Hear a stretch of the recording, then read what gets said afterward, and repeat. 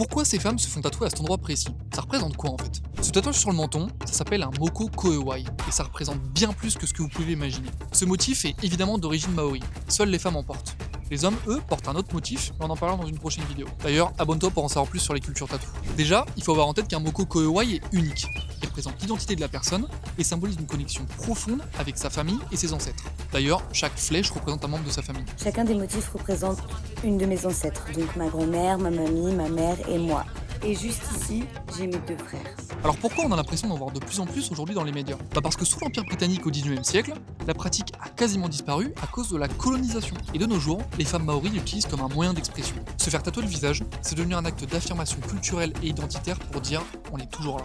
En bref, c'est devenu un acte politique fort et reconnu. Il y a quelques années par exemple, Nana Yamauta est devenue la première femme maori nommée ministre des Affaires étrangères. On a aussi vu Oniri Kaipara, première journaliste en prime time à arborer son Moko Koewai à la télévision. Et ces femmes ont tout un point commun, elles ont à cœur de montrer au monde entier leurs origines. D'ailleurs, on raconte que toutes les femmes maoris ont un Koewai en elles.